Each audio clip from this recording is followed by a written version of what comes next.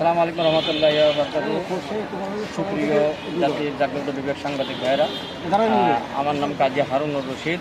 আমি আহলে হাদিস আন্দোলন বাংলাদেশের কেন্দ্রীয় সুরা সদস্য এবং ঢাকা আহলে হাদিস আন্দোলন বাংলাদেশ ঢাকা দক্ষিণের সহসভাপতি।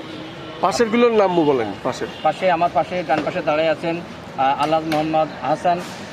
উনি ঢাকা দক্ষিণ আহলে হাদিস আন্দোলন বাংলাদেশের সম্মানিত সভাপতি। আমার বাম পাশে দাঁড়িয়েছেন আহলে হাদিস আন্দোলন বাংলাদেশ ঢাকার বৃহত্তর ঢাকার একসময়কে যখন আমাদের দক্ষিণ এক ছিল তখনকার সাবেক সাধারণ সম্পাদক মাওলানা তাসলিম সরকার। হাদিসের আছে ইসলামী যে আমাদের সম্পর্ক রাজনীতি জামায়াত ইসলাম এবং খেলাফত মজলিস, এদেরকে আপনাদের কোন দৃষ্টিতে বিবেচনা করে? এটা কি ইসলামিক সংগঠন নাকি রাজনীতি? না, এই জাতীয় প্রশ্নের উত্তরে আজকে আমাদের এই প্রোগ্রাম না। কারণ হলো আমরা এই জাতীয় প্রশ্নের উত্তর আমরা দেবো না। এটা একটা প্রশ্ন, একটা বিতর্কিত প্রশ্ন। আমাদের রাজনৈতিক মতাদর্শ আমরা বলে দিয়েছি অলরেডি। আমাদের রাজনৈতিক মতাদর্শ সমাজ সংস্কার যে পদ্ধতি আল্লাহ রসুল সাল্লাহ সাল্লাম কালামের দাওয়াত প্রথমেই দিয়েছিলেন।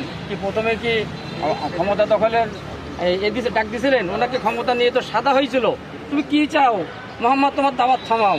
উনি যদি চাইতেন যে না, আমাকে বাদশাহী দিতে চাই, বাদশাহী নেই, এরপরে আমি এবার আমার কালামের দাওয়াতে কাজ করবো, তাই কি করেছিলেন? তা করেন নাই। তা না করে কী করেছে? ব্যক্তিগতভাবে মনের আকিদাগত সংস্কার করেছেন। লা ইলাহা ইল্লাল্লাহর মর্মার্থটা কি সেটা বোঝানোর চেষ্টা করেছেন, বুঝেছেন। ক্রমাগত আস্তে আস্তে সারা বিশ্বে মুসলমানদের বিজয় এসেছে। আমরা ঠিক ওই পদ্ধতিতেই আমরা এই বাংলার জমিনে বাংলাদেশে ইসলামের প্রকৃত আদি রূপ যেটা, ইসলাম তো বিকৃত হইতে হইতে অনেক পর্যায়ে চলে গেছে, আপনারা জানেন। বিভিন্ন দল মতে আমরা স্রেফ শুধুমাত্র পবিত্র কোরআন এবং সহিহ হাদিসের উপরে ভিত্তি করে এদেশে প্রকৃত ইসলামটাকে তুলে ধরতে চাই। কীভাবে চাই? আমরা আপনাকে, আপনার পরিবারকে, আমাকে, আমার পরিবারকে আকিদাগত সংস্কারের মাধ্যমে এটা করতে চাই। আজকে আপনি আমি যদি আকিদাগতভাবে সংস্কার হই, আপনার পাশার আপনার মহল্লা যদি আকিদাগতভাবে সংস্কার হয়, আপনার দেশ তখন আকিদাগত সংস্কার হয়ে যাবে। তখন আল্লাহ চাইতো, যার পছন্দ আল্লাহ চাবেন, কুলিল্লাহ হুম্মা মালিকাল মুলকি তুতিল মুলকা মান তাশা। আল্লাহ যাকে ইচ্ছা তাকে ক্ষমতা বসাবেন তার পছন্দ অনুযায়ী। যখনই ওই লোক ক্ষমতায় যাবে, আকিদা সংস্কার করে যে ক্ষমতায় যাবে, তার দ্বারা কখনো কোনো চুরি, অন্যায়, সুদ, ঘুষ এইগুলো কোনোদিন সম্ভব হবে না। আজকে দেখেন, বাস্তবতাকে আপনার প্রশ্নের পরিপ্রেক্ষিতে বলতে হয়, আমি ইসলামী রাষ্ট্র কায়েম করলাম, ধরেন ভোটাভুটির মাধ্যমে আমি করলাম। এবার আমি ঘুষ খাইতাম আগে, এখন আমি ঘুষ খাচ্ছি চারিদিক দেখে। আপনার পিছনে আমাদের এমন কোনো জনবল নাই যে প্রত্যেকের লোকের পিছনে দুইজন করে মুনকার নাকির আল্লাহ রাখতে তেমন লোক রাখবে, তাই না?